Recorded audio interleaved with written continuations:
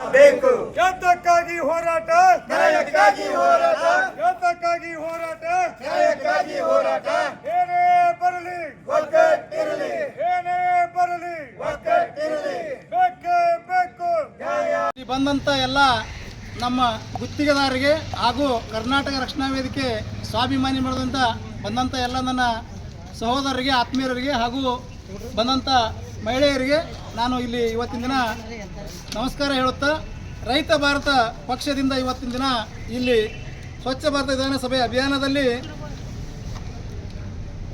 ಕರ್ನಾಟಕ ಸರ್ಕಾರಕ್ಕೆ ಧಿಕ್ಕಾರ ಕೂಗುತ್ತಾ, ಇವತ್ತಿನ ದಿನ ಇಂಧನ ಸಚಿವರಿಗೆ ಧಿಕ್ಕಾರ ಕೂಗುತ್ತಾ, KERC ಆಯೋಗಕ್ಕೆ ಧಿಕ್ಕಾರ ಕೂಗುತ್ತಾ ಇಲ್ಲಿ ಬಂದು ಕುಳಿತಂಥ ಸತ್ಯಾಗ್ರಹಿಗಳಿಗೆ ನಾನು ಧನ್ಯವಾದಗಳು ಹೇಳ್ತಾ ಇದ್ದೀನಿ.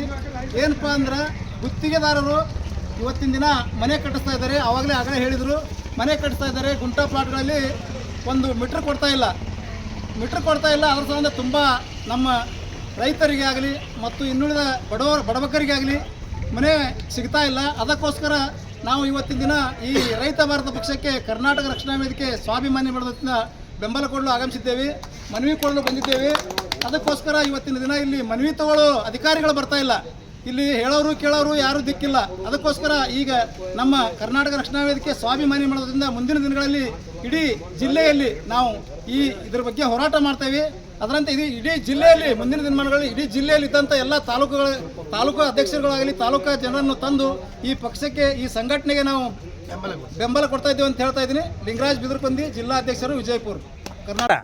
ಸಂಬಂಧಪಟ್ಟಂತೆ ಹುಬ್ಬಳ್ಳಿ ವಿದ್ಯುತ್ ಸರಬರಾಜು ನಿಗಮ ನೇಮಕ್ಕೆ ವ್ಯಾಪ್ತಿಯ ಸಾರ್ವಜನಿಕ ಹೊಸ ವಿದ್ಯುತ್ ಸಂಪರ್ಕ ಪಡೆದುಕೊಳ್ಳಲು ಹಲವಾರು ತೊಂದರೆಗಳು ಉಂಟಾಗುತ್ತವೆ. ಸದರಿ ತೊಂದರೆಗಳನ್ನು ನೀಗಿಸಲು ಒತ್ತಾಯಿಸಿ ವಿಜಯಪುರ ಕಚೇರಿಯ ಮುಂದೆ ರೈತ ಭಾರತ ಪಕ್ಷ ಅನಿರ್ದಿಷ್ಟ ಹೋರಾಟ ನಡೆಸುತ್ತಿರುವ ಸದರಿ ಧರಣಿಯ ಬೆಂಬಲಿಸುತ್ತಾ ಸಾರ್ವಜನಿಕ ಆಗುತ್ತಿರುವ ಎಲ್ಲ ತೊಂದರೆಗಳನ್ನು ಕೂಡಲೇ ಪರಿಹಾರ ಮಾಡಬೇಕೆಂದು ಆಗ್ರಹಿಸುತ್ತೇವೆ. OC ಹಾಗೂ CC ಸಲುವಾಗಿ ಕರ್ನಾಟಕ ರಾಜ್ಯ ಸಾರ್ವಜನಿಕ ಎಲ್ಲ ಮಾದರಿ ವಿದ್ಯುತ್ ಸಂಪರ್ಕವನ್ನು ನೀಡದೇ ಇರುವ ಸರ್ಕಾರದ ನಡೆಯನ್ನು ಖಂಡಿಸಿ ರೈತ ಪಂಪ್ಸೆಟ್ಗಳಿಗೆ ಸರ್ವಿಸ್ ಪಿನ್ನುಗಳನ್ನು ಬರುವ ಸಾವಿರಗಳ ದಂಡವನ್ನು ತುಂಬಿಸಿಕೊಳ್ಳುತ್ತದೆ. ಡೆಪಾಸಿಟ್ ಹಣವನ್ನು ತುಂಬುವ ರೈತರ ವಿದ್ಯುತ್ ಸಂಪರ್ಕ ನೀಡಬೇಕು. ಸ್ಮಾರ್ಟ್ ಮೀಟರ್ ದರವನ್ನು ಪರಿಶೀಲನೆ ಮಾಡಬೇಕಾಗಿದೆ.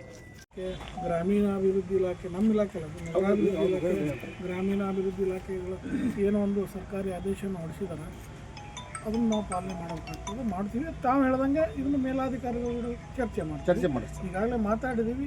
ಇನ್ನೊಂದು ಸರಿ ಅವ್ರಿಗೆ ಹೇಳ್ತೀವಿ ಅಂತೇಳಿ. ಕೆಲವೊಂದು ಅದು ಗೊತ್ತಿದ್ದಂಗೆ ಪಾಲಿಸಿ ಮ್ಯಾಟ್ರ್ ಅದಾವೆ, ಅಂದರೆ ನಮ್ಮ ಹಂತದಲ್ಲಿ ಸಾಲ್ವ್ ಆಗುವಂಥದ್ದಿಲ್ಲ. ಪಾಲಿಸಿ ಅಂದರೆ ಸರ್ಕಾರ ಮಟ್ಟದಲ್ಲಿ ನಿರ್ಧಾರ ತಗೊಳ್ಳುವಂಥದ್ದು, ಅದನ್ನು ಹೇಳ್ತೀವಿ. ಇದನ್ನು ಇಂಧನ ಇಲಾಖೆ ಮಟ್ಟದಲ್ಲಿ ಒಯ್ದು ನಿಯಮಗೊಂಡು ಅವರು ಏನು ತಮ್ಮ ಬೇಡಿಕೆ ಇದೆ ಅದನ್ನು ನಿಯಮಾನುಸಾರ ಬಗೆಹರಿಸಿಕೊಡ್ಬೇಕು ಅನ್ನೋ ವಿಚಾರ ನಾವು ಮಂಡನೆ ಮಾಡುತ್ತೇವೆ.